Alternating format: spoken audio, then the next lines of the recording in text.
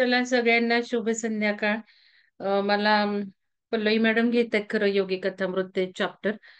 पण त्यांनी मला आधीच सांगितलं होतं की 24वा तुम्हाला घ्यायचा आहे. आणि मी एक जस्ट मोगम अर्धा वाचला होता आणि घेते म्हटलं मी त्यांना. तर आज त्यांना काही काम होतं म्हणून मग मी म्हटलं घेऊयात. तर ते संन्यास ग्रहण यावर आहे. त्याच्या आधी आपण पाण्याचं आपलं टेक्निक करायचं आहे. नेहमी आपण जे शिकतोय ते विसरायचं नाहीये. अक्युमुलेट करत जायचं. एक शिकलेलं दुसरं इम्प्लिमेंट करताना पहिलंही इम्प्लिमेंट करायचं. तर चला वर्टेक्स वॉटर करायचं आहे. आणि पाण्याला सूचना द्यायच्यात, अफर्मेशन द्यायचे. खूप शांत समाधानी वाटत आहे. नित्यानंदी निरोगी निरामय सर्व जीवन आहे. सगळ्यांचं जीवन असंच झालं आहे. सामूहिक चेतना आपण खूप छान पेरली आहे. जी जी सामूहिक चेतना आपण पेरत आहोत खूप इझिली, खूप सेफ, खूप सिक्युअर्ड, खूप फास्ट आपलं असेन्शन होत आहे. आपली सर्वांगीण प्रगती झपाट्याने होत आहे. आपल्या सर्व ग्रुपचा जो काही चेतना आहे तो चेतना, त्याची चेतना, ग्रुपची चेतना वाढत आहे. ग्रुप एनर्जीला धन्यवाद, धन्यवाद, धन्यवाद. हे अमृतमय जला तुला खूप धन्यवाद. तू माझं सर्व जीवनच बदलून टाकत आहेस. खूप खूप धन्यवाद, खूप खूप कृतज्ञता. Love you, love you, love you.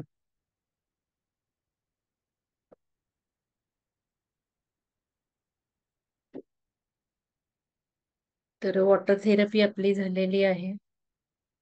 आणि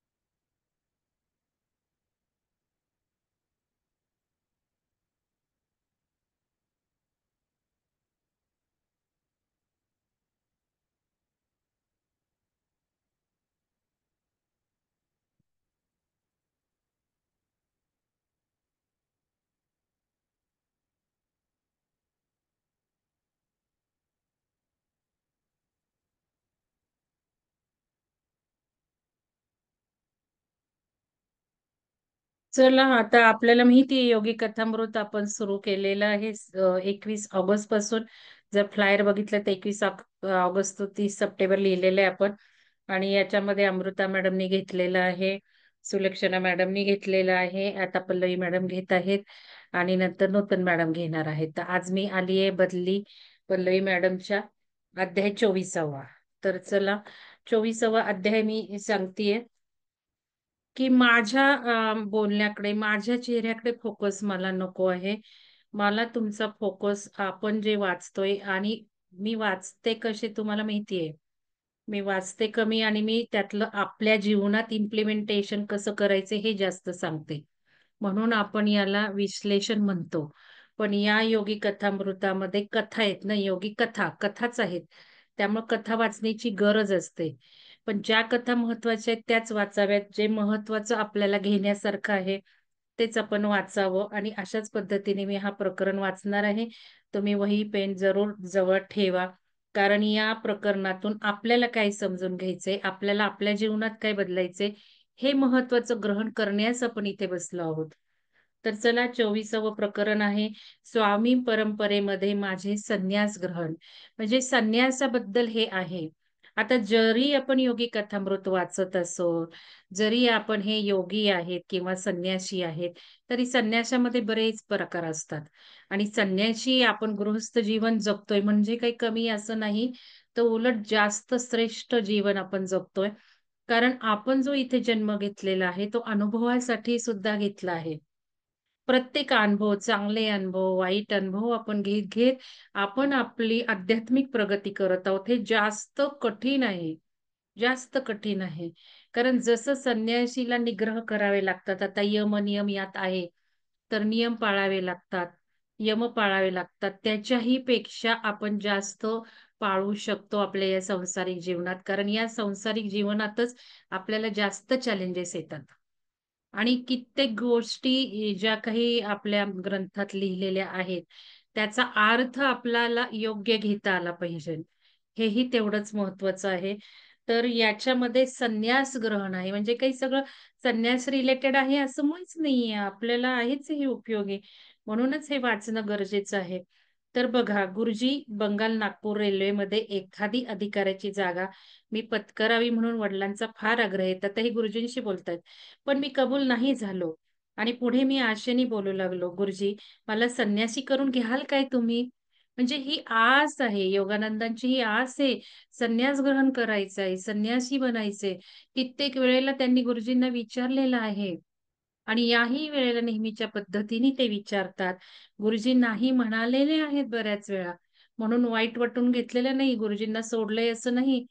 आणि हेच आपल्याला पण इथे आपल्या विहंगममध्ये प्रत्येक गोष्टीला मी काही वेळेला नाही म्हणते. नाही तुम्ही तो कोर्स करायचा.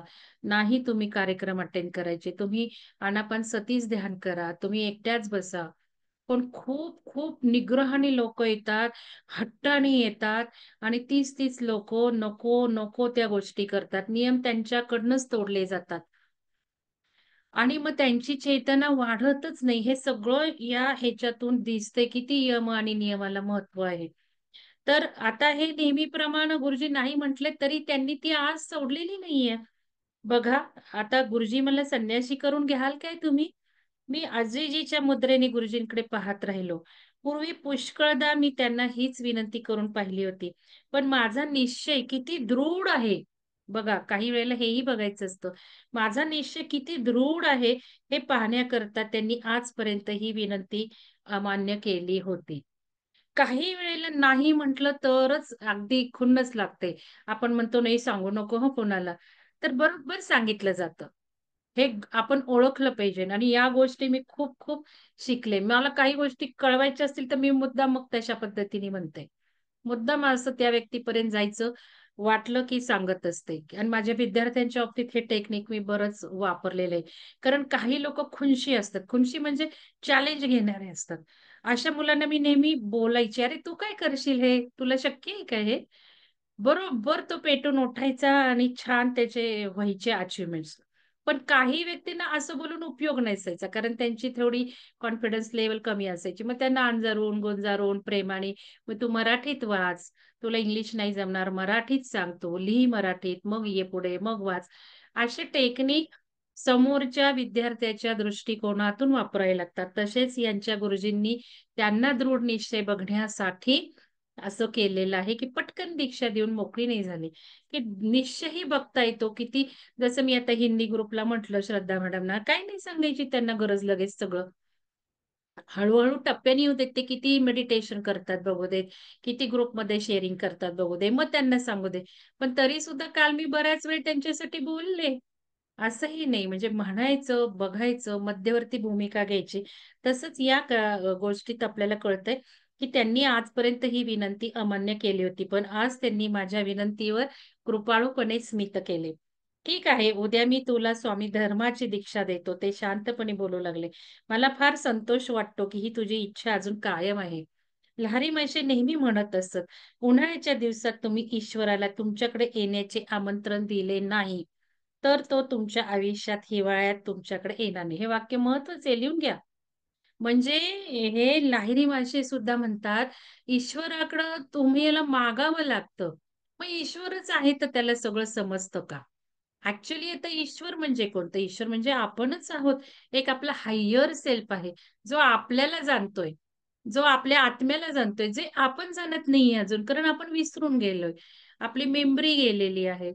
त्यामुळं आपली चेतना आता कमी चेतनेच्या अनुभवात आपण जीवन व्यतीत करत आहोत. पण आपला ओरिजिन जो काय कोण आहे, आपला जो कोण सोल आहे, त्याला माहिती आहे ना आपण कोण आहोत. आपण कुठून आलो, आपण कशासाठी आलो, त्याला माहिती आहे. म्हणूनच आपण हायर सेल्फला कनेक्ट होतो. आता हे सुद्धा चेष्टेचा विषय नाही का? मग आपण काय हायर सेल्फला कनेक्ट होतो. चला हायर सेल्फला कनेक्ट झालोय. चला ऊर्जा घेतोय. चला क्लिन्झिंग होतंय. ॲक्चुअली आपणच आपल्या त्या अंशाला कनेक्ट होत असतो. पण हे कनेक्शन मागावं लागतं आपल्याला. याचा अर्थ असा आहे, की मागावं लागतं म्हणजे आपल्याला पहिली अर्ज पाहिजे. पहिल्यांदा आपल्याला इच्छा पाहिजे. दुसऱ्यांदा म्हणजे इच्छा असून नुसती मनात ठेवली तर काय उपयोग? आपल्याला ती व्यक्त करावी लागते, व्यक्त. कारण आपला जो हायर सेल्फ आहे, ब्रह्मांडाचं ज्ञान आपल्याला कनेक्शन होतं. ध्यानामध्ये सुद्धा तेच होतं. आज मला कोणीतरी शंका विचारली. पर्सनल शंका असतात. बरेच जण तुम्हाला वाटतं, पण बरेच पर्सनलच चालू असतं. सगळ्यांना स्वतःला शाही ट्रीटमेंट हवी असते. ग्रुपमध्ये विचारत नाहीत ते. कारण ग्रुपमध्ये विचारलं, तर उत्तर सगळ्यांना मिळतील. काय माहिती काय हेतू असतो? मला नाही कारणं माहिती. पण ग्रुपमध्ये हे जर विचारलं, तर सगळ्यांना फायदा मिळतो. आता मला आज सकाळी एक शंका आली, की मॅडम, की आपण ज्यावेळेला श्वास घेतो, आता मी नाव नाही घेत, कोणी विचारले. बोलताना ठीक आहे, बोलता-बोलता ओघवता येतं. पण मग तेच ग्रुपवर टाकायला पाहिजे ना. जर माझ्या फोन कॉलवर माझ्याशी बोलताना, माझ्याशी चॅट करताना जर तुम्ही काही विचारलं, तुम्हाला माझ्याकडनं काही ज्ञान मिळालं, ते टाका ना डिस्कशन ग्रुपवर. मॅडमना सहज असं विचारलं, तर मॅडमनी हे उत्तर दिलं. तर याच्यामध्ये शंका अशी होती, की आपण ज्यावेळेला श्वास घेतो ध्यानामध्ये, श्वास घेतो आणि श्वास बाहेर सोडतो. पण आपण ब्रह्मरंध्राशी कसं कनेक्ट होतो आणि आपल्याला पंचतत्व कशी येतात आणि कशावरून येतात? मग काय होतं एक्झॅक्टली? मी म्हटलं श्वासाला जेव्हा बघायला लागतो, श्वास आला, गेला, त्यावेळेला आपलं कनेक्शन ब्रह्मांडाला होतं, जे आपणच आहोत. आपणच आहोत, पण ते आपल्याला जाणवायला लागतं. म्हणून आपण आत्म्याशी कनेक्ट होतो ध्यानातच. ध्यानातूनच ते शक्य आहे. ते काही दुसऱ्या कोणाला कनेक्ट नाही होत आपण. आपल्याच हायर गाभ्याला, आपल्याच आत्म्याला जे काही सगळं विसरून गेलोय, त्या ज्ञानाला आपण कनेक्ट होतो. जे पूर्ण खुलं भंडार आहे ब्रह्मांडातलं. ते आपल्यातच ज्ञान आहे. आणि मग या ज्ञानाच्या खजिन्याला आपण टॅप होतो. मग ज्ञान मिळतं, इंट्युशन्स येतात, इन्फॉर्मेशन्स येतात. आणि इथे ज्यावेळेला आपण श्वासाला आला गेला म्हणजे त्या ब्रह्मांडाच्या नेचरला कनेक्ट होतो. म्हणजे आपल्याच हायर ह्याला कनेक्ट होतो. त्यावेळेला गरजच नाही ही श्वास घ्यायची. हे फिजिकल शरीराची गरज आहे. श्वास बंद झाल्यावर फिजिकल शरीर डाय होतं. मग या फिजिकल स्थूल देहाची गरज आहे ही. मग ज्यावेळेला आपण ह्या श्वासावर लक्ष ठेवायला लागतो, त्यावेळेला सगळं ब्रह्मरंध्रातून पंचतत्व खेचायला लागतो. काय गरज आहे या श्वासाची? पंचतत्व जे ब्रह्मांडच आता याच तिसऱ्या आयामातलं जे ब्रह्मांड जे काही आहे, ते पंचतत्वांचं आहे. ही पृथ्वी पंचतत्वाची, तिसऱ्या आयामातल्या पृथ्वीवर पंचतत्व, हायर आयामातल्या पृथ्वीवर कमी तत्व. तर ही तत्व आपल्याला आपण त्याच्यातच मिक्स होतो ना. आपण त्यालाच कनेक्ट होतो ना. मग काय श्वासाची गरज आहे? आणि म्हणूनच ब्रह्मरंध्रातनं हे खेचलं जातं. म्हणून श्वास कमी होतो. हे इंडिकेशन्स आहे ध्यान घडतंय का नाही. तर इथे सुद्धा ईश्वराला मागावं लागतं. म्हणजे आपल्याला कनेक्ट व्हावं लागतं. म्हणूनच ध्यानाशिवाय हे होऊ शकत नाही. ध्यानाशिवाय आपण हायर सेल्फला कनेक्ट होणार नाही. आपल्या ईश्वराला आपण कनेक्ट होणार नाही. ईश्वर म्हणजे तोच आपला भाग. तर इथे सुद्धा आपल्या ईश्वराला निमंत्रण द्यावं लागतं. हिवाळ्यात लहरी माशी असे म्हणतात. ईश्वराला तुमच्याकडे येण्याचे निमंत्रण दिले नाही, तर तो तुमच्या आयुष्याच्या हिवाळ्यात तुमच्याकडे येणार नाही. याचा अर्थ असा, माझा जो ईश्वर आहे, त्या ईश्वराला मी आता बसून ध्यान करून कनेक्ट झाली पाहिजे. आणि ह्या ईश्वराला मी कनेक्ट झाली. हिवाळ्यापासून मी सुरुवात केली.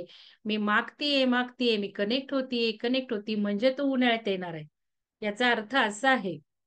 तर हा असा अर्थ घ्यायचा आहे. खूप हे जे ग्रंथ असतात ना, त्याच्यात डबल-टिब्बल मीनिंग वरवरचे नसतात ते अर्थ.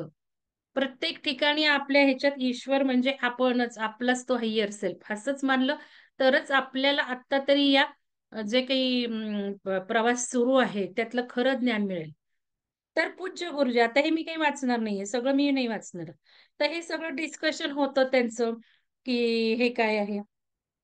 आता गुरुजी म्हणतात, "एक दिवस तू पश्चिमेस जाशील, तेथे लोक रेशीम अधिक पसंत करतात." ते म्हणाले, "चिन्ह म्हणून, प्रतीक म्हणून नेहमीप्रमाणे साधे कापडाचे वस्त्र वापरण्याऐवजी मी हे रेशमाचे वस्त्र पसंत." आता हे मुद्दाम माझ्याशी माझ्या माझ्या अनुभवाशी हे रिलेटेड आहे म्हणून घेते.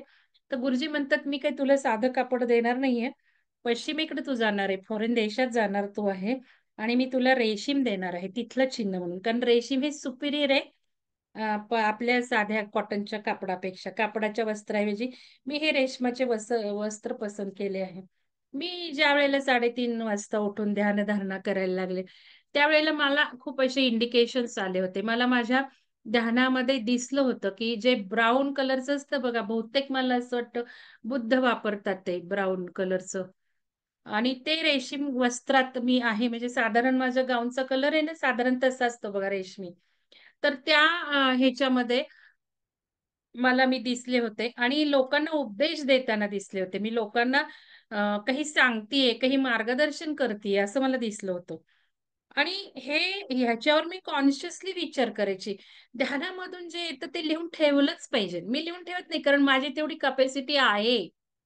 जेव्हा आपण एज्युकेशन हायर घेतो, त्याला एवढ्या सगळ्या मेमरी लक्षात ठेवण्याची, त्याच्या सिंथेसिस करण्याची कॅपॅसिटी डेव्हलप करत असतो. त्या एज्युकेशनचा तसा काहीच अर्थ नसतो. एखादा मुलगा इंजिनिअर होतो म्हणजे काही कंपनीमध्ये काही तो इंजिनिअरिंग वापरतो का नॉलेज? तिथले वेगळेच असतात टेक्निक, पण एक कॅपॅबिलिटी डेव्हलप होते. आणि ह्यामुळं मला लिहून हे कमी ठेवते मी. पण तुम्हाला हे लिहिण्याची गरज आहे. तर हे लिहून ठेवायचं का असं असतं?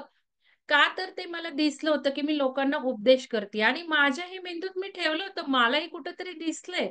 म्हणजे मला ही इन्स्टिंक्ट आलीये.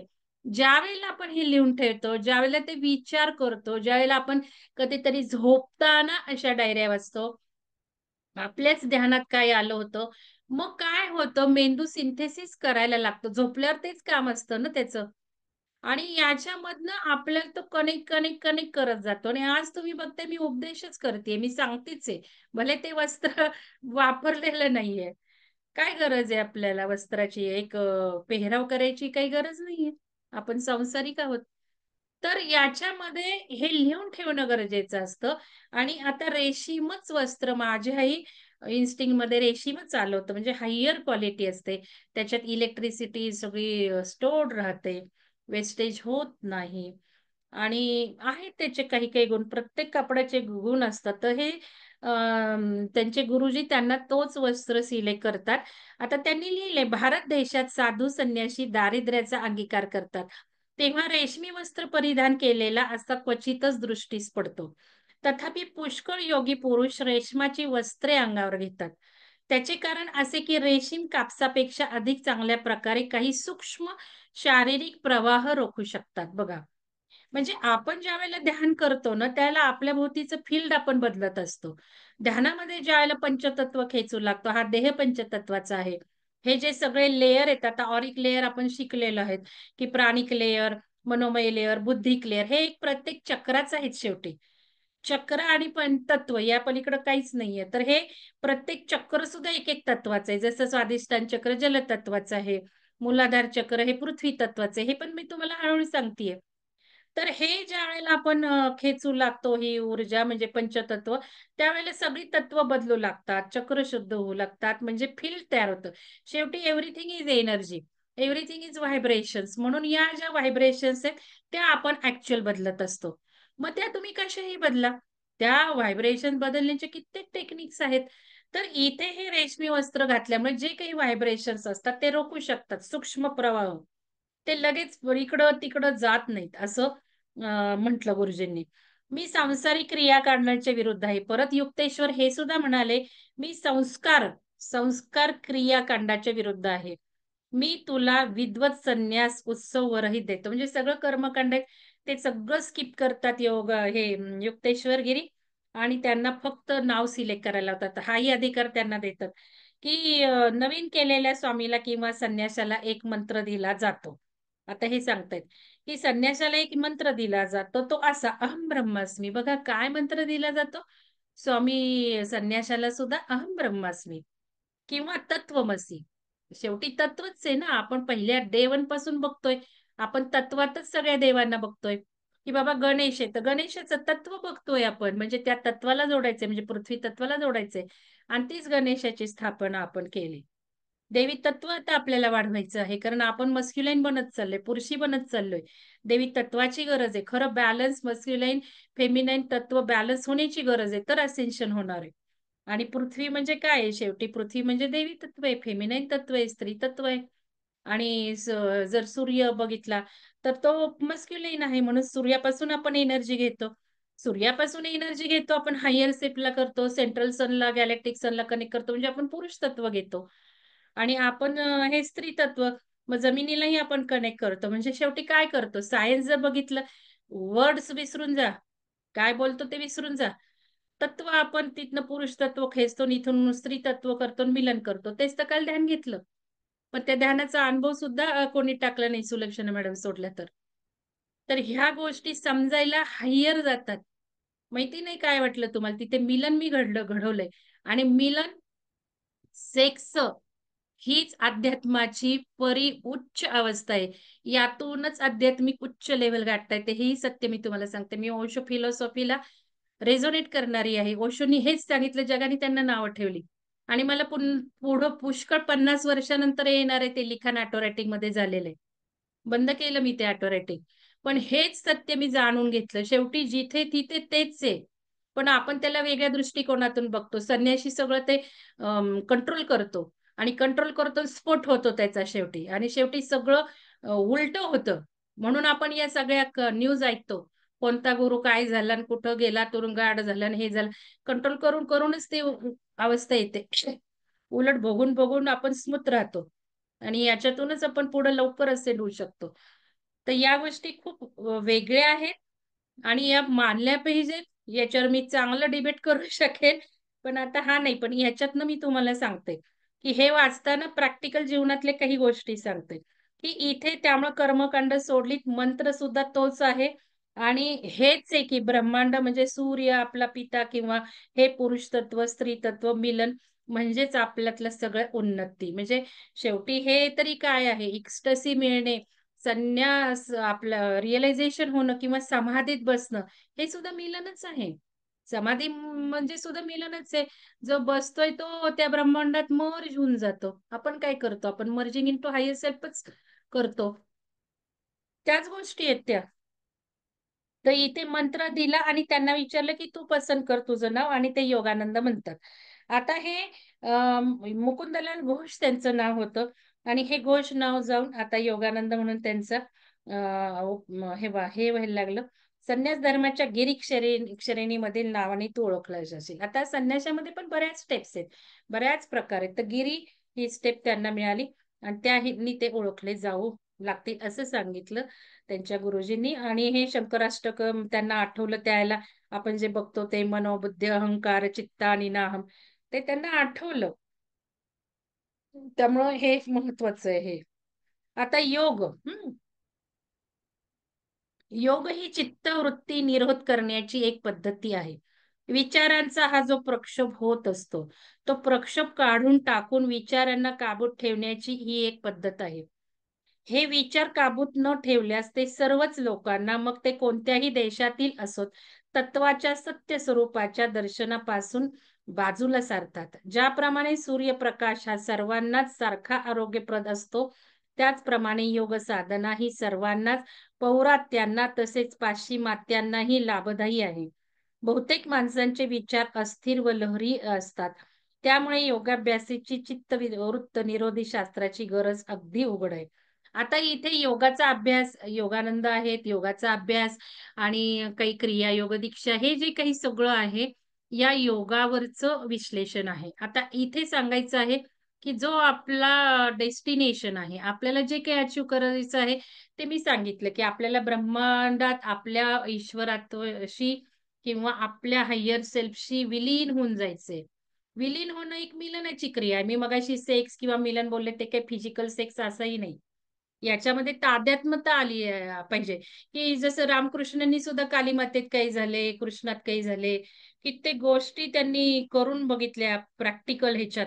मर्ज होऊन जायचे ते, मर्ज होऊन जायचे. आणि ही प्रोसेस महत्वाची आहे. तर याच्यामध्ये हे जे डेस्टिनेशन आहे आपलं मिलन किंवा आपल्याला तादात्म्यता हवी, एक्स्टसी हवी, ही स्पिरिच्युअल हायर स्टेज झाली. तसं योग, ॲक्चुअली योग शब्दाचा अर्थ सुद्धा एक स्थिती आहे. आपण खूप त्याला वेगळ्या अर्थाने बघतो. जसं ईश्वर हा वेगळ्या अर्थाने आपण बघितला, तसंच योग, योगा ह्याला वेगळ्या अर्थाने आपण बघतो. योग ही स्थिती आहे. आणि योगाचा अर्थ खरा असा आहे, की त्या ईश्वर रूपात मी मिलन पावलो. मी मिलाफ झालो, योग झाला. म्हणजे मिश्रण झालं. याच्या योगाने मिश्रण झालं. काय मिश्रण झालं? तर ब्रह्मांडात विलीन झालो मी. म्हणजे काय? मेल्यावरच का? नाही, समाधीत सुद्धा तेच होतं. म्हणजे ही जी स्पिरिच्युअल आहे, आपल्या ईश्वराशी आपण तादात्म्यता पावणे, आपण मर्ज होणे म्हणजेच योग हा खरा अर्थ आहे. आपण वेगळ्या दृष्टीने अर्थ घेतो. आता इथे योग म्हणजे योग म्हणजे युक्त, मिश्रण, मिलाफ होणे, मर्ज होणे. मग हा जो स्थिती आहे, ती गाठण्याचे वेगळे-वेगळे मार्ग आहेत. मग वेगळे-वेगळे मार्ग काय आहेत? या स्थितीला जाण्याचे म्हणजे अहम ब्रह्मास्मी, अहम तत्वमसी.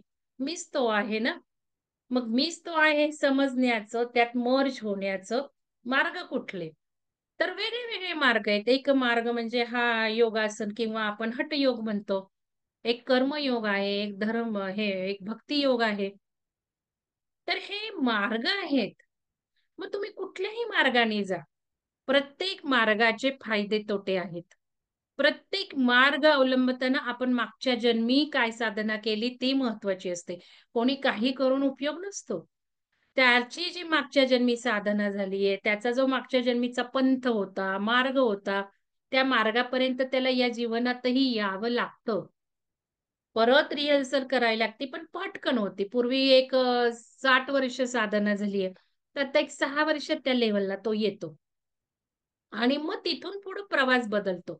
मग तिथून पुढे तोच गुरु, तोच मार्ग अजून पुढचं काही राहिलं असेल तर मिळतो. किंवा मग बदलाची गरज असेल, हायर सेल्फला जायचं असेल, वेगळ्या ह्याला तो पंथ बदलतो, ग्रुप बदलतो, गुरु बदलतो, टीचर बदलतो, असं आहे ते. म्हणून प्रत्येकाची कंपेअर करून चालत नसतं. म्हणजे एकाला योग जमला तर प्रत्येकाने योग मार्ग धरून ती साधना, ती अवस्था येत नसते. तर ह्याच्यामध्ये इथे योग चित्त वृत्ती निरोध म्हणजे जो खालच्या लेव्हलला आहे अजूनही, एक पहिल्या स्टेपला की ज्याचं चित्तच नाहीये, वृत्तीच नाहीये, मन स्थिर होत नाहीये, याला हे प्राणायाम, योग, आसन पहिल्या ज्या स्टेप आहेत पतंजलीने 8 स्टेप सांगितल्या त्या कराव्या लागतात. त्या शुद्धीसाठी असतात. यम पाहिजे, नियम पाहिजे. हे करावं लागतं. तर इथे चित्तवृत्ती निरोध करण्यासाठी योग ही एक पद्धती आहे. म्हणजे योगासनं आपण आपल्या आपल्या ह्याच्यामध्ये योगा आपण ह्याला म्हणतो प्राणायाम योगासन इथपर्यंतच म्हणतो. 8 स्टेपपैकी याला. त्याच्यात धारणा काय, प्रत्याहार काय, समाधी काय, आणि ध्यान काय हे सगळं विसरून जातो आपण. योग म्हटलं की आपल्याला 2च आठवतं प्राणायाम आसन. ॲक्चुअली प्राणायाम आसन करणे म्हणजे योग नाही. योगचा अर्थ मी आता तुम्हाला सांगितला. एखादा नुसता प्राणायाम करतो, खाली हात वर करतो, एक्सरसाइज करतो आणि बसला ध्यानाला, तर योग झाला असं नाहीये. ॲक्चुअली योग म्हणजे मनानेच ते मिलन होणार आहे. मनानेच आपल्या त्या जे लेव्हल्स आहेत, मानसिक लेव्हल आहे, विज्ञानमय भावनिक लेयर आहे, विज्ञानमय लेयर आहे. इथपर्यंत आपण मानसिकतेने, विचारांनी आपण त्या लेव्हलला अंगीकृत करणं, त्या लेव्हलपर्यंत विचार करून एखादं आसन करणं, म्हणजे योग आहे. योगामध्ये नुसतं आसन येत नाही. एखादं आपण नुसतं आसन केलं, आता शलभासन केलं नुसतंच, तर काही घडणार नाही. त्याला योग नाही म्हणत. त्याला फिजिकल हालचाली म्हणतात. पण त्या शलभासनात आपण आपल्या मनालाही कंट्रोल केलंय. श्वासही तोच चालू आहे. श्वास सोडताना, धरताना जे काही करायचंय ते करतोय. परत मनाच्या लेव्हलवर गेलो, विचारांच्या लेव्हलवर गेलो. जो काही विचार आणायचाय तो आणायचाय. तर ते योगासन, शलभासन झालं. नाहीतर नव्हे. अशा पद्धतीने कोण शिकवतं? कोणी शिकवत नाही अशा पद्धतीने. भलं ते शिकवून झाल्यावर 10 मिनिटं या याला देत सुद्धा नाही. म्हणूनच आपण योगा टीचरचा जेव्हा क्लास घेतला, त्यांना या गोष्टीवर फोकस करा म्हटलं, तुमचे रिझल्ट्स वाढतील. त्यातले काही यांनी पाळलं. त्यांचे रिझल्ट्स नक्कीच वाढलेले आहेत. पण काहींनी नुसतंच करून शिकून सोडून दिलं. काहीच नाही. त्या अवस्थेला गेलेच नाही. काय उपयोग? विद्यार्थ्यांनाही फायदा नाही आणि आपल्याला वाटतं आपण योगासनं करून आपलं हे दुखणं बंद होईल, ते दुखणं बंद होईल. नाही होत. योगा टीचरची घ्या बरं हिस्ट्री. विचारा बरं प्रश्न. कोणालाही विचारा. नीता मॅडमना विचारा, शैलजा मॅडमना विचारा. तुमचं काही दुखतं का? तुम्हाला काही त्रास होतात? म्हणजे आता ही नावं घेतली आपल्यातली आहेत म्हणून. पण विचारा ना तुम्ही. भले-भले योगी जे होऊन गेले किंवा भले-भले योगातले हे झाले. म्हणलं गुरुजींना विचारा. का मग असं होतं? लक्षात घ्या. कोणालाही घ्या. कोणीही साधू संत घ्या. का असं होतं? तर हे लक्षात घेऊनच जो करतो त्याला काही होऊ शकत नाही आणि करणाऱ्यालाही होतं. शेवटी हे फिजिकल शरीर आहे, त्याला व्याधी आहेच आहेत. त्याला व्याधी आल्यात म्हणजे आपलं दुःख आहे किंवा आपलं काही कमी पडतं असंही नाहीये. तर हे योगचित्ती वृत्ती निरोध करण्याची एक पद्धत आहे. मग हे कशानेही होणार आहे. ऊर्जा आता इतकी बदलत आहे. धब-धब ऊर्जा आपल्याला हवं ते द्यायला तयार आहे. तर हवं ते विचार केला की आपोआप होणार आहे. त्याला शुद्धीकरणाच्या ज्या पद्धती आहेत. पूर्वी आपण राखेनी भांडी घासायचो. आता आज आपण कशाने भांडी घासतो? पूर्वी आपण पाणी भरायचो, पाणी विहिरीतनं काढायचो, मग शुद्धी करायचो, कपडे, भांडी. आता तसं करत बसलं तर? आता आपण भर करतोय. म्हणजे या गोष्टीचा गाभा आपण लक्षात घेतला पाहिजे. आपली चित्तवृत्ती निरोध कशाने होईल? प्रत्येकाचे वेगळे पद्धती आहेत. त्यांनी त्या अंगारल्या पाहिजेत. विचारांचा हा जो प्रक्षोभ होत असतो, तो प्रक्षोभ काढून टाकून विचारांना काबूत ठेवण्याची ही एक पद्धत आहे. विचारांना काबूत ठेवलं पाहिजे ना आपण. आपल्याला निगेटिव्ह विचार नकोयत. हे विचार काबूत न ठेवल्यास ते सर्वच लोकांना मग ते कोणत्याही देशातील असोत, तत्वाच्या सत्य स्वरूपाच्या दर्शनापासून बाजूला सरतात. बघा, किती महत्वाचं वाक्य आहे. विचार काबूत न ठेवल्या ते सर्वच लोकांना, मग ते कोणत्याही देशातील असो. आता उदाहरण याच्यासाठी दिली. कोणत्याही देशातील असोत, कोणत्याही मार्गातील असोत, कोणतेही साधना करणारे असोत, तत्वांच्या सत्य स्वरूपाच्या दर्शना बाजूला सारतात. ज्याप्रमाणे सूर्यप्रकाश हा सर्वांनाच सारखा आरोग्यप्रद असतो, त्याप्रमाणे योग साधना ही सर्वांनाच पौरात्यांना तसेच पाश्चिमात्यांनाही लाभदायक आहे. आता त्यांनी थोडीशी पाश्चिमात्यांवर टीका केलेली आहे, की पाश्चिमात्यांनी काय केलं त्याचं टीका केली, हे केलं आपणही जाणतो. ॲक्चुअली योगाचं योगा केलं त्या लोकांनी आणि आपल्याकडे तिकडनं परत योगाचा योगा झाला आणि योगा झाला म्हणजे नुसतंच हलणं-डुलणं आलं सोडून द्या. ते काही करायचं नाही. या साधनांचा हेतू म्हणजे दुःखाची कायमची निवृत्ती करणे आणि कालनिरपेक्ष अशा आनंदाची प्राप्ती करून घेणे. बघा, सगळ्यात शेवटी मूल आहे इथे सुद्धा आनंदाची प्राप्ती. ॲक्चुअली आपण यासाठी जन्म घेतो. आनंद, परमानंदामध्ये राहणं आणि हे तेव्हाच होऊ शकतं, की जेव्हा आपल्या मनाला आपण काबूत ठेवू शकतो. भले इकडं-तिकडं काहीही होऊ देत. मी परमानंदात, मी आनंदात. अगदी अलीकडच्या उपनिषदांमध्ये या षडदर्शनापैकी योगसूत्रांना सरळ सत्य शोधन करण्याची सर्वोत्तम पद्धत मानली जाते. योगासारख्या प्रात्यक्षिक तंत्राचा अभ्यास करून मनुष्य तर्क-कुतर्काचा वैरान मुलूक पाठीमागे टाकून परमतत्वाचा अंतिम सत्याचा अनुभव करून घेतो. पातंजलीच्या योग पद्धतीला अष्टांग योग पद्धती असेही म्हणतात. या पद्धतीची पहिली 2 अंग म्हणजे यम नैतिक व्यवहार आणि दुसरं म्हणजे नियम, धार्मिक व्रते.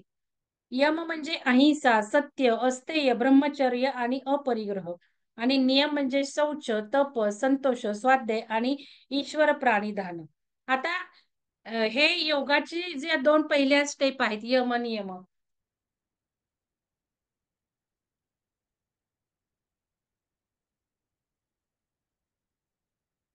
योगाच्या ज्या 2 स्टेप्स आहेत यम, नियम हे तर कोणालाही तुम्ही योग शिक्षकांना विचारलं, तर लगेच सांगतील ते. यम म्हणजे काय? आता इथे लिहिलंय बघा, यम म्हणजे नैतिक व्यवहार आणि यम म्हणजे अहिंसा. आता अहिंसा जर त्यांना विचारली, तर कितपत बाहुली आहे त्यांना? कितपत इम्प्लिमेंट केली आहे? हा प्रश्नचिन्हच आहे. मी काही टीका करत नाही. हे समजून घेतलं पाहिजे ना आपण खऱ्या अर्थाने. आता इथे अहिंसा म्हणजे काय? अहिंसा म्हणजे कोणाचं खून न करणं, कोणाला न मारणे, कोणाची हिंसा न करणे एवढा नाही अर्थ हा. आपण आता समजा मला एखादी मुंगी दिसली इथे टेबलवर, तर मी मुंगीला लगेच मारणार आहे. समजा लाल मुंगी दिसली मारणार आहे. मग मी अहिंसक आहे का? मी तर इथे हिंसा केली. मग मी यम पाळला का? पाळला. लक्षात घ्या. हे फार महत्वाचं आहे आपल्याला आयुष्य कळणं. मग मुंगी मी जेव्हा मारतीये, त्यावेळेला माझ्या संरक्षणात्मक मारते. मी या मुंगीला मारलं नाही. ती मला चावली, मला फोड येणार आहे, काही होणार आहे. मग या मुंगीला मी मारताना भले आपण आता आध्यात्मिक आहोत किंवा ध्यानधारणा करतो. आपण सॉरी म्हणू, "माफ कर बाई मला, माफ कर." करून मारू किंवा झुरळ आहे किंवा काय आहे. मग असं आहे आता काही लोकं नॉन-व्हेज खातायत. काही लोकांचा तोच व्यवसाय आहे. मग ह्यांना काही पाप चढतं का? नाही. लक्षात घ्या, मी खूप सांगितलं. जसं लॉ ऑफ कर्म कलेक्टिव्ह क्लाउडमधनं काढून टाकलंय. कर्म काढून टाकलंय. तरी कर्म, कर्म, कर्म आपण करत बसतो. माझं कर्म काय होईल? मला कधी सुटेल? हे सगळं सामूहिक चेतना बदलून टाकलेली आहे, ऊर्जेने धुवून टाकलेली आहे. धुवायचे आपल्याला, आपल्या लेयर मधले, आपले संस्कार, आपले विचार. मग अहिंसा म्हणजे हे जे कोणी व्यवसायात्मक करतायत, त्यांना अजिबातही अहिंसा नाहीये, अहिंसा नाही. भले आध्यात्मिकवाले म्हणतात आता व्हेज खा, तो वेगळा भाग आहे. त्याच्या ऊर्जेसाठी म्हणा, काय म्हणण्यासाठी. तर इथे अहिंसा म्हणजे मानसिक अहिंसा सुद्धा. हे कोण जाणून घेतं? म्हणजे मी मनातून सुद्धा कोणाची हिंसा केली नाही पाहिजे. मग मनात आपल्याला कित्येकदा काही होतं, झुरळ झालीत घरात, आपण विचार तरी करतो, पेस्ट कंट्रोल करू, हे करतो. ही सुद्धा मग हिंसाच झाली ना, मानसिक हिंसा झाली. भले तुम्ही पेस्ट कंट्रोल करू नका, भले तुम्ही मारू नका, तरी तुम्ही हिंसा केली आहे झुरळांची. मनात सुद्धा कोणाला मारलं नाही पाहिजे, हिंसा केली नाही पाहिजे, म्हणजे अहिंसा. मग असा यम पाळतो का आपण? असा समजून तरी घेतलाय का? आज आपल्याला कोणी त्रास दिला तर आपण लगेच सोडाच्या भावना मनात आणतो. म्हणजे मी तर म्हणते ॲक्चुअल मारण्यापेक्षा मानसिकतेने मारणं महाभयंकर पाप आपल्याला देतं. महाभयंकर पुढचे सोल प्रोग्राम बदलतं. कर्मा सगळ्या बाजूला सारलाय, पण आपण हा आता करतोच आहे. धुवून टाकल्यावर प्रोग्राम डिलीट मारलाय. मेमरीमध्ये काही नाहीये, पण आपण परत-परत जे काही तयार करतोय ते मेमरीमध्ये जातच आहे ना. ही अहिंसा करतो का आपण? सत्य. मग सत्य बोलण्यापुरतं सत्य आहे का? सत्य मग शब्द पण आणि मन सुद्धा सत्य. मग आता सत्य बोलणं म्हणजे समजा आता कोणीतरी आलं मला आणि विचारलं, की कोण कुठं गेले? समजा अशा आपण कथा ऐकतो. आता एखादं माझ्याशी आश्रयाला आलंय आणि कोणीतरी आलाय चोर किंवा खुनी आलाय. तो म्हणतोय, "नाही, नाही, मला त्याचा खून करायचा ते सांग तुझ्या घरात आहे का?" त्यावेळेला मी नाही म्हटलं तरी मी सत्य आहे. मी सत्य बोलणारी आहे लक्षात घ्या. का तर माझा धर्म मी पालन करते. धर्माचाही अर्थ धर्म म्हणजे पूजा-अर्चा आहे असं नाहीये. धर्म म्हणजे पूर्ण वेगळं आहे. तर हे सुद्धा सत्यच बोलणं होतं. तो निघून जातो, पण मी त्याला शरणार्थी केलंय. मी सत्य बोलली आहे त्याच्याशी. का तर माझ्या धर्माला मी सत्य राहिलेली आहे. हा कधी आपण अर्थ समजून घेतो. मग त्यावेळेला एखाद्याच्या भल्यासाठी मग तो त्याने जर चोरी केली, तर मी नाही त्याला पाठीशी घालायचं. हे पण तिथे लक्षात घ्या. समजा तो चोरी करणार आहे, समजा त्याच्या हातून चुकी घडली, तर मी पुढं केलंच पाहिजे. माझी मैत्रीण आहे, माझा नवरा आहे किंवा माझं मूल आहे किंवा माझं कलीग आहे म्हणून मी नाही वाचवलं पाहिजे. याला सत्यवचनी म्हणतात. पण त्याने काही केलं नाहीये हे मला माहितीये. तर मी त्यावेळेला खोटं बोलतीये. तरी मी त्या धर्माचं रक्षण केलं. याला धर्म म्हणतात. धर्म म्हणजे नीतिमत्तांचं पालन करणं म्हणजे धर्म. नीतिमत्ता. सुखी जीवनासाठीच्या ज्या नीतिमत्ता आहेत. मग त्यांनी पैसे चोरलेले नाही आणि तो म्हणतो माझे त्यांनी पैसे घेतलेत. सांगतो आहे का तिथे? मी नाही म्हणते मला माहिती पैसे घेतलेले नाहीत. ह्याला सत्य. मग मनातून असू देत, लिहिण्यातून असू देत किंवा आचरणातून असू देत. तिन्ही गोष्टी लक्षात घ्यायच्यात. काया, मानसिक, बौद्धिक म्हणूनच हे लेयर फार महत्वाचे आहेत. मानसिक, बौद्धिक लेयर. हे झालं सत्य. अस्तेय म्हणजे अस्तेय, ब्रह्मचर्य आणि अपरिग्रह. काहीही साठे करून ठेवायचे नाहीयेत. धान्याचे साठे करतो, महिनाभराचं धान्य आणतो, 6 महिन्याचं धान्य आणतो. चुकीच्या आहेत या गोष्टी. या गोष्टी करण्याने आपण घरातल्या सगळ्या ऊर्जा बिघडवतो. माझ्या आयुष्यात कधी मी महिन्याच्या वर भरलेलं नाही. क्वचित. लक्षात घ्या. कारण हे स्टोअर करून त्याला आपण ना हे आणतो, स्थिरता आणतो, स्थिरता आणतो. जसं एखादं डबकं, नदीचं पाणी वेगळी ऊर्जा, तलावाचं पाणी वेगळी ऊर्जा, विहिरीचं पाणी वेगळी ऊर्जा. ह्याला फ्लो पाहिजे. या सगळ्या ऊर्जा असतात. अन्न म्हणजे ऊर्जा, पैसा म्हणजे ऊर्जा, दागिने म्हणजे ऊर्जा. म्हणूनच याला फ्लो पाहिजे, बदल पाहिजे. या गोष्टी खूप शिकल्या पाहिजेत. म्हणून इथे सुद्धा यममध्ये आले. पाळतो का आपण? यम, अस्तेय म्हणजे साठवणूक करतोय आपण. कपड्यांची सुद्धा साठवणूक करतो. आता गुरुजींनी सांगितलं. बरोबर आहे ते. आपण जर मूळ बघितलं, की कपडे साठवून आपण वायुतत्व बिघडवलंय आणि आपल्या वाहिन्या काय, मज्जातंतू काय आणि बोन्स काय, हे मूळ आहे. इथे सांगितलंय हे यमामध्ये, की साठवणूक करायची नाहीये, अपरिग्रह करायचा नाही, नको तो गोष्टीने, समजा पैसा, नको त्या गोष्टीने पैसा मिळवला. हे पण चुकीचं आहे. सत्यमार्गी योग्य ते धार्मिक ह्यानीच जो धर्म आहे, धार्मिक म्हणजे धर्म, नीतिमत्तांचं पालन करणं. कुठल्या पद्धतीने मी काम करतीये, कुठल्या पद्धतीने मी अर्थ कमवतीये, अर्थ, काम, धर्म, मोक्ष या चौसूत्री आहेत आपल्या जीवनाच्या.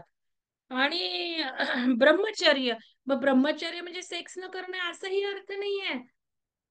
ब्रह्मचर्याचा अर्थ समजा आता आपण हे आहोत, घरातल्या घरात आहोत. आपण एकनिष्ठ राहणे म्हणजे सुद्धा ब्रह्मचर्य. तिथे कमीत कमी त्या क्रिया करणं, गरजेपुरत्या करणं म्हणजे सुद्धा ब्रह्मचर्य. ब्रह्मचर्य म्हणजे ही लोकं समजा कोणाशी केलेलं नाहीये. त्याचा अर्थ ब्रह्मचर्य असं नाही. पुढे हे खूप त्रास देतात, बंध तयार करतात. कंट्रोल करून, करून, करून नंतर उद्रेक होऊन, स्फोट होऊन एकदम अचरित्र म्हणजे चरित्रावर एकदम डागच पडतात. कारण रोखतो ना बांधून, बांधून, बांधून त्या व्यक्ती त्या रोखतात. ते पण बरोबर नाहीये. स्मूथ, नॅचरल पद्धतीने. खूप डीप अर्थ असतात. आपण तेवढ्या पुरते लावतात आणि मग या गोष्टी, या क्रियांना सगळं नकारात्मक विचार आले. आणि नकारात्मक विचार आले म्हणूनच आज आपण बघतो सेक्स स्कॅन्डल सुरू झाले ना. आता ते जास्तीत जास्त होणार आहेत. कारण आता द एंड चाललाय ना. आणि आपले पुराण ग्रंथात सुद्धा लिहिलेले आहे. आता बहीण-भाऊ सुद्धा करणार आहेत. हे तर पुराणात लिहिलंय. दासबोधात सुद्धा लिहून ठेवलेलं आहे. ते काही नवीन नाहीये. ॲक्चुअली पूर्वी ही सगळी स्त्री अशीच होती. त्याला बंध आणले गेले स्त्रीला. तुम्हाला हे पटणार नाही, तुम्हाला हे रुजणार नाही. कारण तुम्हाला जे काही संस्कार झालेत ते वेगळे आहेत. पण मी एक अध्ययन म्हणून याचा सगळा अभ्यास केला. की जेवढं हे नॅचरल निसर्गात जे बघतो आपण, प्राणी म्हणतात जनावरात जे बघतो, आपणही एक प्राणीच आहोत. पुरुषांनी आपल्यावर बंधन करून, कंट्रोल करून आपल्याला चार भिंतीच्या आत दाबून टाकलेलं आहे. तर हे जेवढं आहे म्हणजे इथे जे लिहिलेलं आहे ब्रह्मचर्य, त्याचा मी अर्थ सांगून पुढचंही सांगते. आता नियम म्हणजे बघा काय? नियम म्हणजे हेच महत्वाचं आहे या अध्यायात. योगाच्या स्टेप्स दिल्यात यात. ह्या यम-नियम तर कळलं पाहिजे, तर पुढे जाण्यात अर्थ आहे. नियम म्हणजे शौच. आता शौच म्हणजे काय? तर शुद्धी. मग शुद्धी सुद्धा शारीरिक नाही. रोज आपण अंघोळ करतो, ब्रश करतो, तोंड धुतो म्हणजे शुद्धी होते का? नाही. मनाची पण शुद्धी करतो का आपण? रोज करतो का? बघा हे नियम आहेत. म्हणजे आपण आपल्या जीवनात घातलाय का हा नियम? बाबा मनाची शुद्धी मी रोज करेल. मग आपलं काय चाललंय ध्यानातून? आपण एक-एक लेयर क्लीन्स करतोय. आपण एक-एक आठवणीत जातोय मागच्या, त्या शुद्ध करतोय. आपण ग्रॅटिट्यूड देतोय, आपण थँक्स देतोय. या शुद्धीकरण चाललेत आपल्या. मग हे नियम घातलेत का आपण आपल्या जीवनात, की रोज मी मनाची शुद्धीकरण 5 मिनिटं. अंघोळ करताना मी शुद्धीकरण. जसं मी तुम्हाला सांगितलं अमृता मॅडमनी ध्यान घेतलं पूर्ण ह्याचं वॉटरचं. आपणही चक्र ध्यानात आहेच आहे ते. रोज अंघोळ करताना करूयात ना ही सुद्धा शुद्धी. मी सांगितलं तुम्हाला अंघोळ करताना हे वापरा. तर या शुद्धी शौचाबद्दल आपण नियम घातलेत का? तपाबद्दल घातलेत का? तप म्हणजे तपश्चर्या. मग तपश्चर्या म्हणजे काय? तर नुसतं कष्ट, कष्ट, कष्ट करणे म्हणजे तपश्चर्या नाही. तर आपलं धर्म जाणून तपश्चर्या म्हणजे धर्माला जाणून, की बाबा मी कष्ट करतेय, पैसे मिळवण्याचे कष्ट करतेय. मी कष्ट करतेय, की सामाजिक कार्याचे कष्ट करते. बघितलं आता मी जेवलीये दही-भात घेऊन डिशमध्ये. का तर पटकन हा अध्याय करायचा, ते केलं बाकीचं. उठलेच मी आज 10:00ला पूर्ण माझ्यावर मी पुष्कळ तुम्हाला सांगते खूप वेगळ्या ह्याच्यात आहे. पहिली जागच मला 10:00ला आली. म्हणून तर मी काल यांना म्हटलं, सविता मॅडमना, "तुम्ही घ्या, मी उठणारही नाही उद्या." माझं ध्यानही मी नेहमीचं केलं नाही. कारण खूप ऊर्जा आली, की खूप आपण एकदम शरीराला सवय नसती, जडत्व येतं आणि या ह्याच्यात झोपणं खूप महत्वाचं आहे. म्हणून काही स्पेसिफिक ध्यान झालं, की मी टाका म्हणतेय. किती वेळ झोपला म्हणजे मला कळेल ना कितपत काम सुरू आहे. तर याच्यामध्ये हे केलं, परत 12 केलं. मग त्याचं झालं. बाकीचं आहेच आहे घरातलं. ना आता मी जेवले. मग याला धार्मिक धर्म म्हणजे आपण हे व्यवस्थित पाळून हे सेवा करतोय का? आपण व्यवस्थित नीती-मौल्य जपून तपश्चर्या कष्ट करतो का? नाहीतर कष्ट कोणीही करेल हो. कष्ट कोणी करेल वाममार्गाने पैसा मिळवेल. मग तिथे तप नाही होत ते. मग संतोष आहे का आपल्या नियमामध्ये? आपण संतोषाचे काय नियम घातलेत? मला आनंदी ठेवायचं हे तर आपल्याला सगळ्यांना कळायला लागलेलं आहे.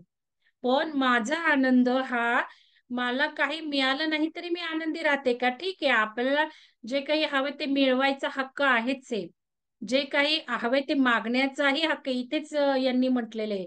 युक्तेश्वर गिरीनी मागा, ईश्वराला मागा. आत्ता मागितलं उन्हाळ्यात तर हिवाळ्यात मिळेल, हिवाळ्यात मागितलं तर उन्हाळ्यात मिळेल. यात गैर काहीच नाहीये. पण मागण्याचा हक्क आहे, मिळवण्याचाही हक्क आहे. पण जर समजा मिळालं नाही, तर संतोषात राहतो का आपण? येस बाबा, इट्स माय लिमिटेशन. कर्म म्हणून बसतो का आपण? माझा कर्माचाच भाग म्हणजे तिथे निगेटिव्ह ऊर्जा क्रिएट करतो. आपण असं म्हणायचं, येस मला जे काही योग्य हवे ते मिळाले आता. दिलेलं आहे. हे माझ्या अयोग्य आहे म्हणून नाही मिळालेलं. असं आपण मानतो का कधी? तो नियम आहे हा संतोषाचा नियम. आपण केले का तयार? की माझा संतोष कुठल्याही परिस्थितीत ढासळून देणार नाही. आता ढासळला तर आपण लगेच दुःखी होतो. म्हणजे कंट्रोल याला म्हणतच नाही. तटस्थता सुद्धा याला म्हणत नाहीत. रेजिस्टन्स सुद्धा याला म्हणत नाही, की राग आला, मी रागवले आणि मग मी नो रेजिस्टन्स मध्ये जाऊ शकले नाही, मी पाळले शकले नाही, मी दुःखी झाले. उलट ऍक्च्युली आहे. येस, रागाला रागवून घेतलं, पण नंतर लगेच एकदम ओरिजिनल ह्याच्याशी आले. नाही, आता ठीक आहे, बास. आता बस राग. 10 मिनिटं रागवत होते आधी, आता 5 मिनिटं, आता 3 मिनिटं. हे नो रेजिस्टन्स, हे नो काय म्हणतात आपण तटस्थता ही. पण रागवली आणि मी म्हणते आई रागवलं रागवलं रागवलं मलाच खाली खेचतीये. म्हणजे संतोषात आहे का मी? नाही. म्हणजे मी नियम पाळतीये का? नाही पाळत. असे अर्थ इथे. स्वाध्याय बघा, इथे सुद्धा स्वाध्याय आहे. स्वाध्याय आणि ईश्वर प्राणिधान. आता स्वाध्याय म्हणजे काय? स्वाध्याय म्हणजे आपण करतो ते लिहिणं, मनन, चिंतन, ग्रंथ वाचन. आता हा ग्रंथ नुसतंच वाचतोय आपण. काय झालं स्वाध्याय? नाही झाला स्वाध्याय. ग्रंथ वाचन, ग्रंथ श्रवण.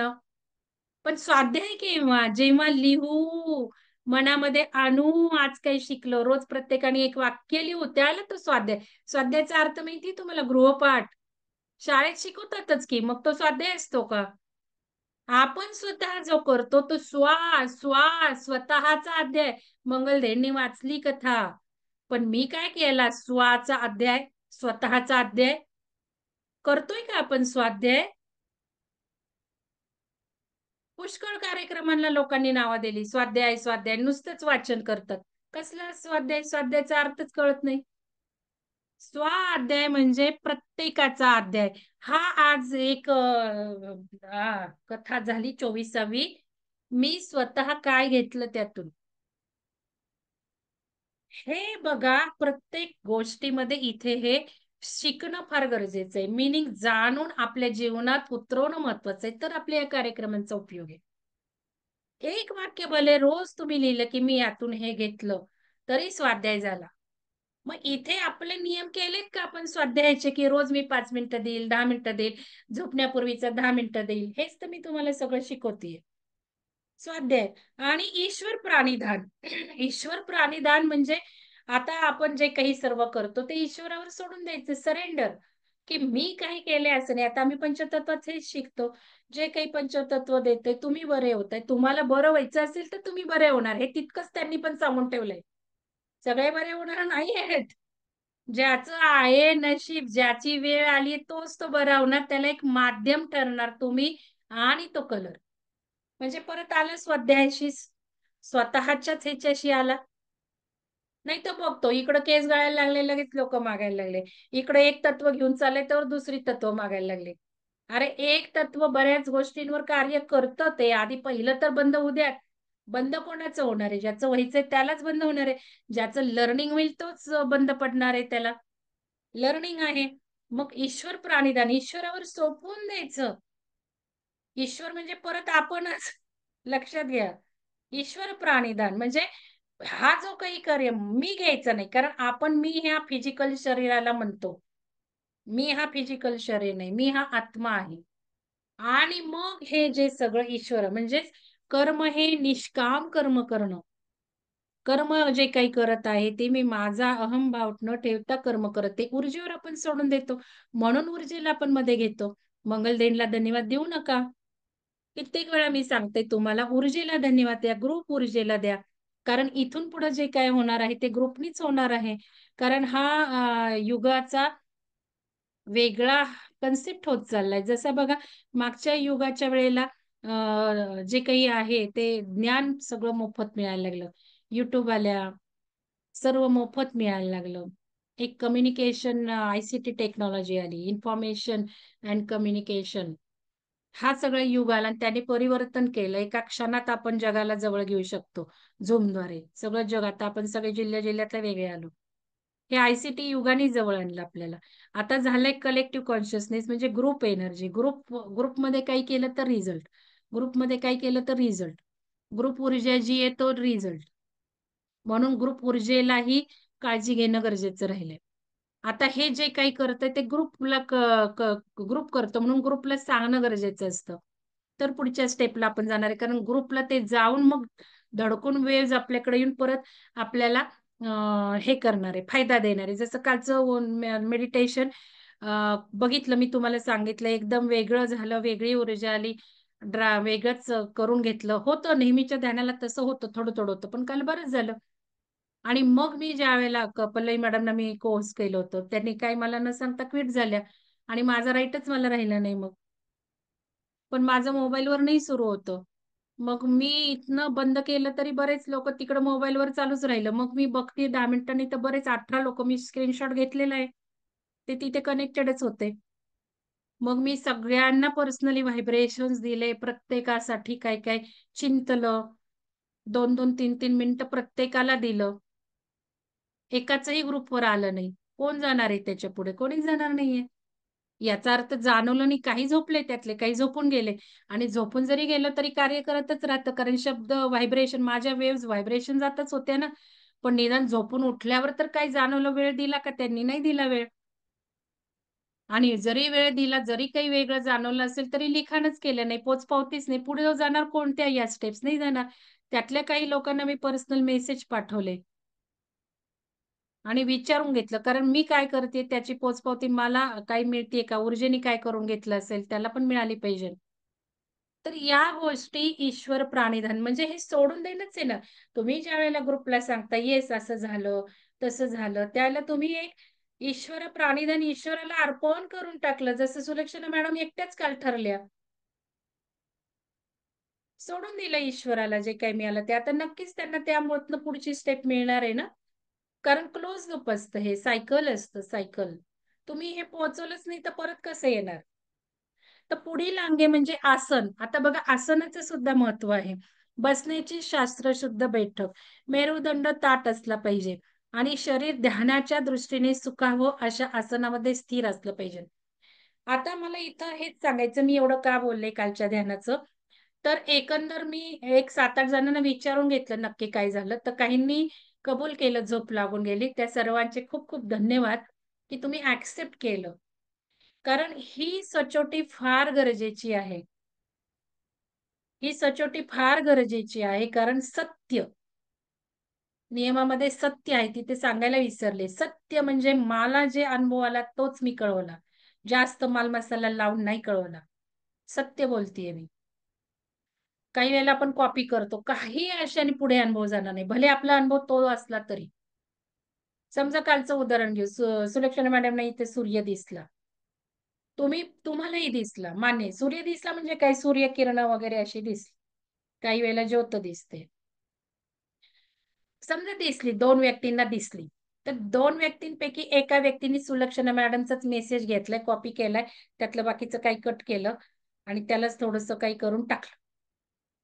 ही एक व्यक्ती घ्या आणि दुसरी व्यक्ती घ्या, परत ती तिच्याच भाषेतली ती हो दिसलं. या दोघींपैकी जिने कॉपी केलं ती पुढे जात नाही.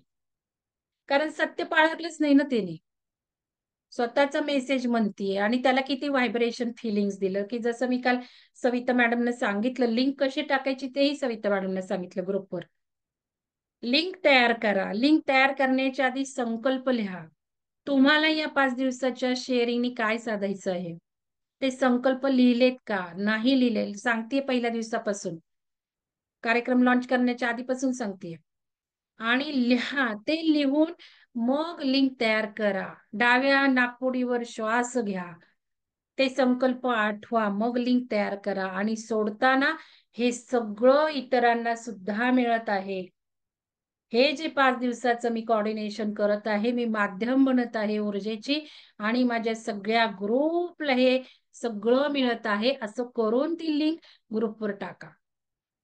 जेव्हा अशा पद्धतीने करतो त्याच वेळेला फायदे होतात. दुसऱ्यांच्या इच्छेसाठी, दुसऱ्यांच्या फायद्यासाठी आपण काय केलं तर फायदे होतात. मग इथे सत्य हा, की मी पण मेसेज माझा अनुभव एखादा टाकताना तुम्हाला सांगितलंय, हे फायदे मी ग्रुपला सोडतेय. इतरांनाही असेच लाभो म्हणून सोडले, तर अजून डबल, ट्रिपल पॉवरफुल वेव्हज आपल्याकडे येतात. तर इथे हे आसन आता इथे झोपले होते काही लोकं, सांगितलं मला. काही लोकांनी खूप मला काय लिहिलं. मग ग्रुपवर काय झालं होतं लिहायला एवढा अनुभव आले तर? ते नाही लिहिले. मग इथे प्रत्येकाने आजपासून ध्यानामध्ये झोपायचं नाहीये. खुर्चीत सुद्धा बसलं तर स्पाइन ताठ ठेवायची. पर्टिक्युलरली जे स्पेशल ध्यान चाललेले असतात त्यावेळेला. कारण ऊर्जा ऊर्ध्वगतीने वाहणं गरजेचं आहे आणि ताठ असताना जर तुम्ही असं झोपलं तर ठीक आहे. आणि ध्यानात ज्यावेळेला आपल्याला असं होतं त्याला आपण झोपलेलं असतो. हे खूप लगेच जाणून घ्यायचं गोष्ट आहे, की आपण झोपलोय. म्हणजे जसं बसमध्ये होतं ना, असं होतं ना, म्हणजे झोपतोय आपण. ते काही व्हायब्रेशन्स नव्हे. तर पाठीचा कणा ताठ ठेवायचा लक्षात घ्या. आणि झोपलं तरीही काही चुकीचं नाहीये. कारण ऊर्जाला जे हवंय, ऊर्जा तेच करून घेणार आहे. त्यामुळे झोपलं म्हणून संतोष घालवायचा नाहीये. हे इथे लिहिलंय इथे नियमामध्ये संतोष. ते शारीरिक कार्य झालेलं आहे. उलटं झोपायला सांगते मी ध्यानानंतर. त्यामुळे त्यात काही वाईट वाटून घ्यायचंय. झोपायचं. झोपायचं म्हणजे जे काय होईल ते, जे काय होईल ते. पाठीचं कणं ताठ ठेवा. नंतर आसनामध्ये स्थिर असले पाहिजे. चौथी स्टेप आहे प्राणायाम. प्राण, सूक्ष्म जीवन प्रवाह यावर नियंत्रण ठेवणे. प्राण म्हणजे काय आपलाच प्राण आहे का? ब्रह्मांड सुद्धा प्राणमय आहे. ती ब्रह्मांडाची ऊर्जा आहे. मग हे प्राणायाम हे आहे चौथी स्टेप. म्हणून तर आपण योगा घेतो ना. आपण दर महिन्याला योगासनं का ठेवलेलं आहे? की ध्यानही करतो, योगासनही करतो. ज्यांना ही खालच्या लेव्हलची गरज आहे, शुद्धीची गरज आहे, प्राणायाम झाला पाहिजे, ओंकार झाला पाहिजे. म्हणून रात्रीचा प्रोग्राम ठेवला. म्हणून आता आपण सकाळचं योगासनाचे पण कोर्स झाले. प्राणायाम, दीर्घ श्वसनाचेही सकाळी होतच होते बऱ्याचदा. लोकांचा रिस्पॉन्स नाही म्हणून कमी केलं. कारण तुम्हाला काय करणार हे पण आहे. 2-2, 3-3 कार्यक्रम दिवसाला चालू असतात. म्हणून तुमच्या ह्याने तुम्ही उद्दिष्ट ठेवणं गरजेचं आहे. प्राणायाम, ओंकार साधना ह्याच्यात कमीत कमी कष्ट आहे. भले आसनामध्ये अवघड आहे. म्हणून आसनाच्या कोर्सला किती जण येतात? किती जण आले. म्हणून मी सांगते, की क्रियायोगाची दीक्षा घेतली म्हणून लगेचच त्याचं पळणं बरोबर नाहीये. कारण त्यात सगळी आसनं करायची आहेत. मी जेवढे व्हिडिओवर मला काही ऐकायला मिळतं आणि लोकं भरपूर क्रियायोगाच्या दीक्षाचा बाजार मांडलाय. घ्यायला लावतायत ग्रुप मेंबर्सला. किती लोकं त्यातले क्रियायोग करतायत आणि किती लोकांनी क्रियायोग दीक्षा घेऊन किती केलेलं आहे. सगळ्यांनीच धावण्याचे मार्ग नसतात ते. मग याच्यासाठी तुम्हाला जर आहे तर तुम्ही आधी आसनं करून बघा कितपत जमतं 1 तास देणं. बरेच जण शंका विचारत असतात, "सर आम्हाला हे जमत नाही, ते जमत नाही. आम्हाला ध्यान कधी करायचं मग?"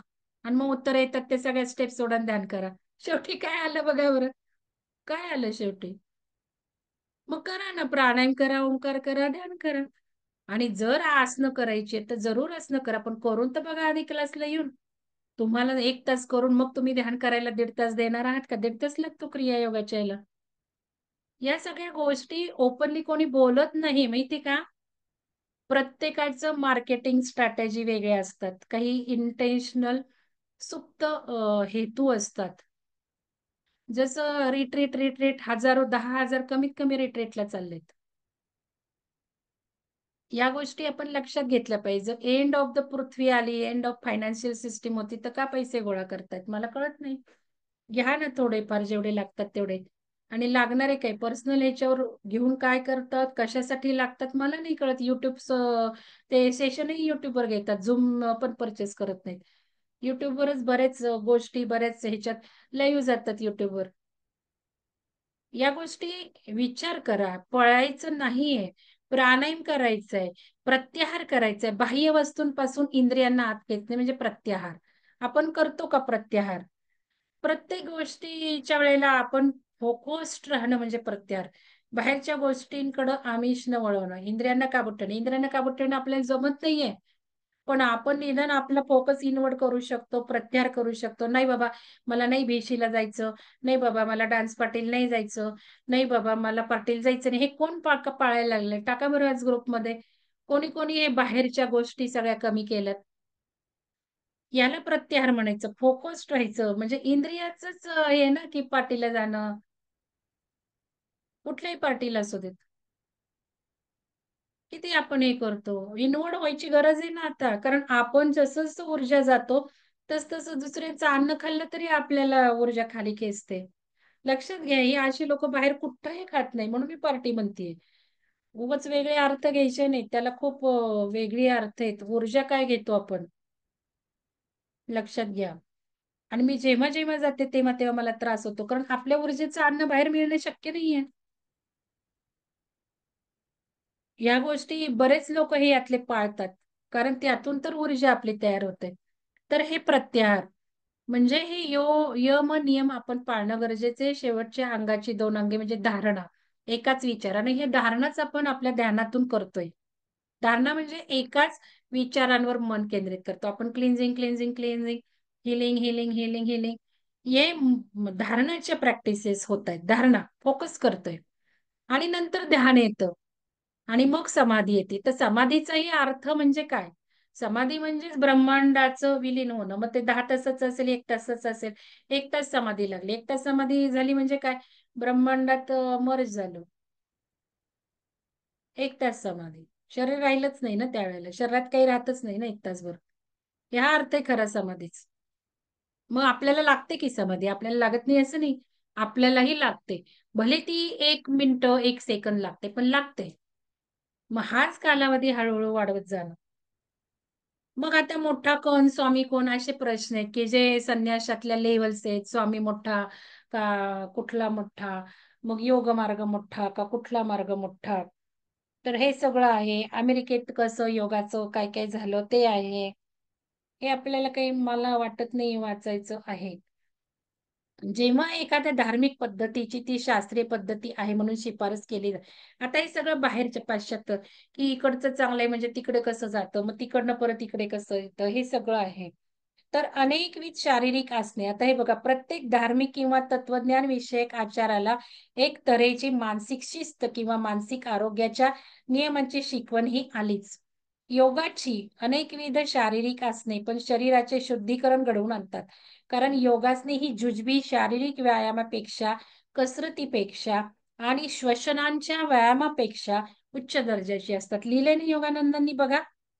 आणि आपण काय समजतो योगा म्हणजे? कोणी भले प्राणायाम करतंय, आसनं करतंय, हलतंय, डुलतंय, श्वसन करतंय म्हणजे हे योग झालं का? नाही. याच्यापेक्षाही उच्च दर्जाची अर्थ आहेत योग म्हणजे. कारण ती नुसतीच यांत्रिक व वैज्ञानिक नसून त्यात तत्वज्ञान भरलेले असते. योगासनामुळे शरीराच्या निरनिराळ्या अवयवांना हालचाल करावी लागते. पण त्या हालचाली चालू असताना त्यांचा आत्म्याशी संपर्क साधला जातो.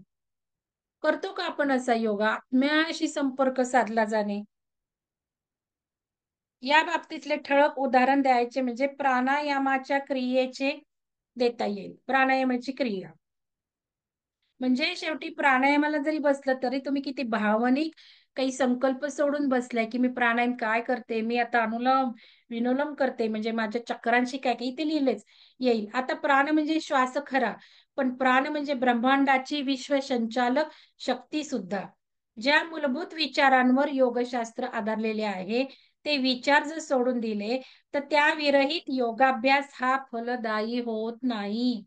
योगाभ्यासामध्ये शरीर व मन यांची एकमेकात सांगड घातलेली असते आणि ती सांगड अगदी असाधारण स्वरूपाची असून परिपूर्ण असते. बघा नीता मॅडमची प्रार्थना ऐकल्या-ऐकल्या सगळा शीण निघून जातो. मग भले 1 तास ओंकार कराल तुम्ही, पण फायदा होणार नाही. पण भले ती प्रार्थना काही संकल्प ठेवून ऐका. तोच परिणाम ती घडवेल 1 तासाच्या तुमच्या ओंकारापेक्षा. हे खूप महत्वाचं आहे. मनाशीच सांगड घातली तर तो योग अभ्यास होणार, तर ती ओंकार साधना होणार. आणि खूप खूप या गोष्टी महत्वाच्या आहेत. तर पौरात्य देशात जेथे ही विचार व ही साधना विकास पावलेली आहे, तेथे कित्येक हजारो वर्षांच्या एका अखंड परंपरेने तो आध्यात्मिक पाया घातलेला आहे. तेथे माझा असा विश्वास आहे की योग ही शरीर व मन यांचे निशंक एकत्व साधण्याची परिपूर्ण यथायोग्य पद्धत आहे. बघा, शेवटी योग काय आहे? शरीर व मन यांची सांगड. एकत्व हे अशा तऱ्हेची मनोवृत्ती व स्वभाव निर्माण करते की जेणेकरून अंतप्रेरणा मिळवणे शक्य होते. शेवटी परत आलं अंतप्रेरणेशीच. माझी प्रेरणा काय म्हणजे माझं इंटेन्शन काय? इंटेन्शन म्हणजे संकल्प काय माझा? माझी इच्छा काय? इंटेन्शनशिवाय जगातली एकही गोष्ट इकडे तिकडे हालत नाही. मग अंतप्रेरणा या इंटेन्शननीच अंतप्रेरणा तयार होते. हे सगळं शक्य होतं. एवढंच काय, पण चैतन्याच्या वरच्या थरावरही योगाभ्यासी जाऊ शकतो.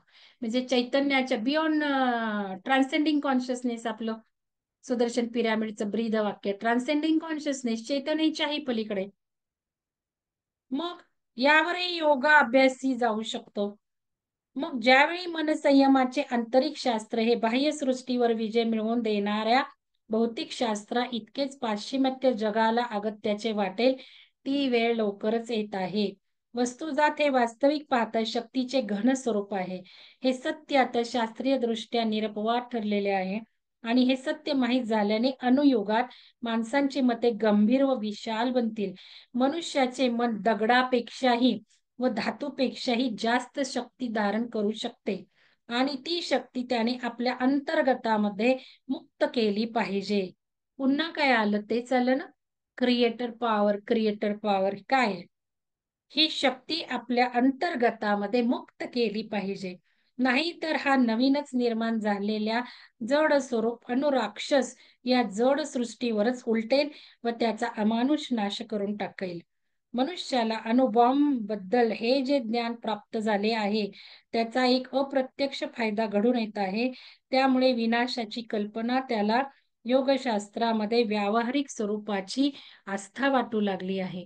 जणू योगशास्त्र म्हणजे खरोखरे बॉम्ब पासून वाचविण्याचे सुरक्षित स्थानच होय. बघितलं? योगशास्त्र म्हणजे अणुबॉम्ब पासून वाचविण्याचे सुरक्षित स्थानच होय. हे जरी झालं विनाश, पण तरी मी तुम्हाला अणुबॉम्ब पडला तर आपले लेयर सगळे नष्ट होणारच आहेत.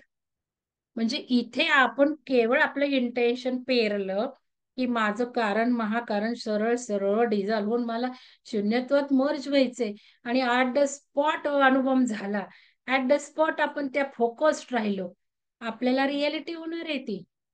म्हणजेच या अनुभवाने आपलं नष्ट करण्याचा जो काही प्रोसेस आहे त्याला सुद्धा आपण सुवर्ण संधीत कन्वर्ट करतोय.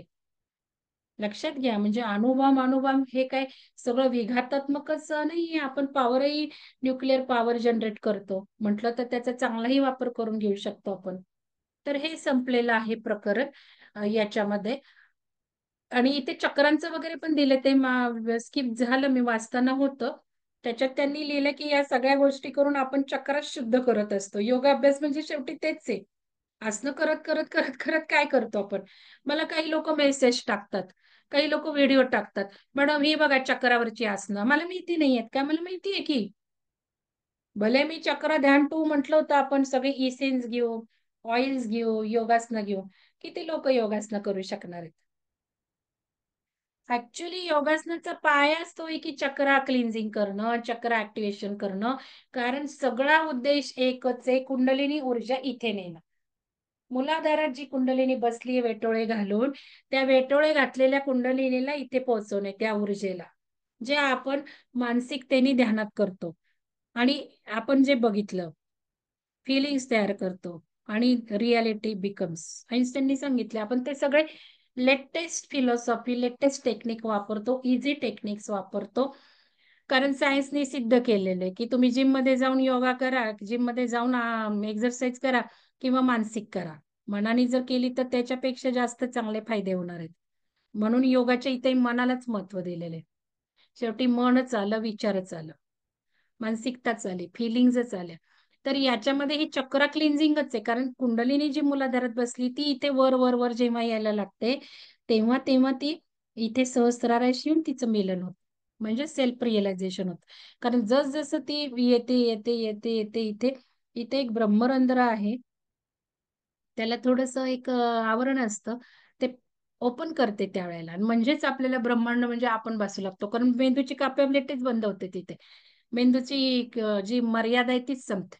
अमर्याद मेंदू होतो, मागचंही बघतो, इकडचंही बघतो, तिकडचंही बघतो, म्हणजे सगळ्या ब्रह्मांडातलं ज्ञान होतं, आणि मग कळतं अरे हे आपलंच हे अस्तित्व आहे. हे म्हणजे सेल्फ रिअलायझेशन. त्याला फिजिकल काही चेंजेस म्हणजे खालची पावर वर येण्याची आहेच नाही, खाली कुंडलिनी पावर जागवायची म्हणजेच ही आसनं करायची, आणि ध्यानातून चक्रशुद्धीतून चक्रध्यानातून तेच होत. शेवटी मार्ग दिल्लीला जायचे कुठलेही असू देत, विमानाने जायचं का बैलगाडीने जायचं का बसने जायचं, हे ज्याचा त्याचा प्रश्न आहे. चला आता आपण ध्यान करूयात. काही प्रश्न असेल तर ग्रुपवर टाका. कुठलं ध्यान करूयात आज? ध्यान कुठलं करायचं?